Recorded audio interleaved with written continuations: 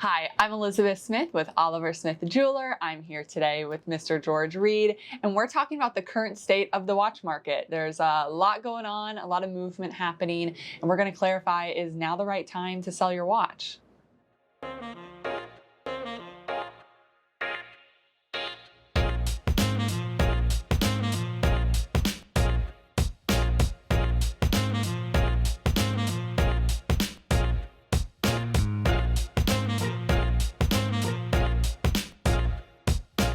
So quick plug, we are going to be in Aspen June 16th through the 19th for our favorite weekend of the year, the Food and Wine Festival. Yeah, I'm excited, man. I love Food and Wine Festival. For those of you who don't know, we have 2 stores located in Aspen, and we are bringing a really cool watch collection with us. Yep. It's going to be Investable Sport Watches, and we're excited to get it all out there, which sort of ties into what we're talking about today. Yeah, it does. I'm sure you guys have noticed we're in the midst of, I'm going to go ahead and call it a correction. Okay.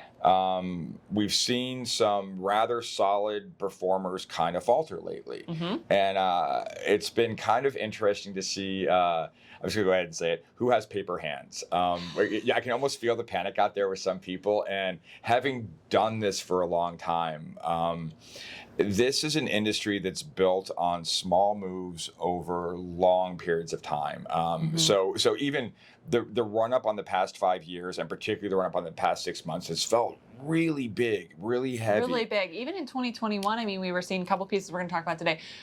Prices on the secondary market went up 100%. Yeah. Retails in 1 year. Yep. And all that is I mean, it's wonderful because it's stuff that I've loved for decades, and to see other people respected on that level has been really very, very satisfying for me. Mm-hmm. But it's felt like too much. So seeing a correction right now, and we'll kind of go into the reasons why we think it's correcting, but kind of feels right. Yeah. I'm okay with a little bit of tamping down of the fire that the watch industry's been for the past 6. It's getting unattainable, some prices on things. And that's the real bummer for me. I do this professionally, but I'm also a collector. I'm also a fanboy. And I think a lot of people like me have been completely priced out of the market for stuff we wanted. And we can go into it a little bit later too. A lot of collector friends of mine have been actively seeking out alternatives to the big watches you already know about. So we might want to. Which is exciting, and that's fun for us as watch people. Yeah, to kind of get away from just the hype pieces and appreciate some smaller brands. Yeah, because I do think it comes down to the horology, the usefulness. And I've told people for years, if you love the watch, the secondary market doesn't matter. You'll never sell the piece. You just pass it on and give somebody else the good vibes from your watch. So why don't you share a little bit as to why you think the prices are correcting? Well, I think we're in the middle of a perfect storm. The big run up really happened with COVID. People sitting at home on maybe some money they didn't necessarily have before, stimulus and things of that nature, and then doing homework.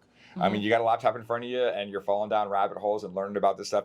Maybe you watched us on YouTube. Yeah. But that really set everything in motion. And then it really crescendoed over the past 6 months. But in the past, maybe 8 weeks, we've kind of seen this correction start to come in. And I think it's pretty simple and straightforward.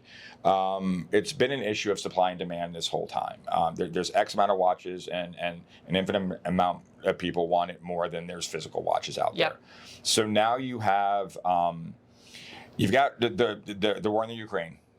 So you basically have no one doing business in Russia. Even if your political affiliations shift, it's just a bad look. As a company, as a businessman, you're just not going to do business in Russia right now. Couple that with a hard lockdown in China. So creative math, you have a quarter to a third of the worldwide watch market not doing anything. So you have more product out there. And I couple that too with prices got real fat. So when you have a white dialed stainless Daytona going in the mid 50s, and a guy like me is going to pay you in the high 40s for it, you're probably going to sell your watch. So I think literally just more product kind of came on. And then you have guys who've been holding. Yeah. You have guys who've been holding, waiting for that payday, and then they see it falter a little bit and they dump. Sure. So here at Oliver Smith, we've had a really good business philosophy when it comes to pricing of our watches. I don't chase the market up and I don't chase it down. And let me explain that a little bit. There are times when I've bought a watch, I've priced the watch, I put it in the case. It doesn't sell for a week or so, especially in the run-up. You could actually catch me.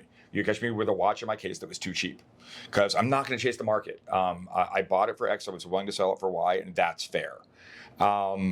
Same way happening right now. You look at Chrono 24. You have something like a root beer, two-tone root beer. They're all selling between 28 and 32,000. You got one guy who's selling his for 22. I'm not going to chase the market down either. We just had not last weekend, the weekend before, in Geneva, 4 separate auctions go up. Yeah. Over 1,000 watches crossed the block. So many watches. So what was interesting there is this this tamping down, this tempering, this correction is not really across the board. There's a lot of the high-end players are still achieving really, really good numbers. But like 2, 3, 4 times retail, not that 6, 7, 8 times retail. Yeah. One watch really stuck out to me, the Oyster Perpetual turquoise dial, 41 millimeter. When hammer price of like 65,000. Yeah, the Tiffany dial. Which, it's actually not Tiffany. You're not going to be in trouble. But it went for 65,000 hammer price. That's insane. I had one sitting in my case in the mid 30s, and I didn't change it. A guy comes in, he goes, "That's a really good deal. I bought it." Perfect. That's exactly how this is all supposed to work. What would you say to our friends watching and our clients who are sort of in this panic feeling, should I be selling my watch right now? Yeah, I firmly believe this is not the time to sell. What I've been looking at and what I've been seeing, I think creatively, it's a good time to buy. If there's something you've had your eye on, look around, dig a little deeper. There might be somebody out there willing to sell to you at a better price than just a few months ago. So I would say right now it is definitely a buyer's market, not a seller's market. And like I said, I've been doing this for a long time now, and these corrections are fine. There's these little bumps in the road. Things recover. Will it get to the crescendo of a few months ago?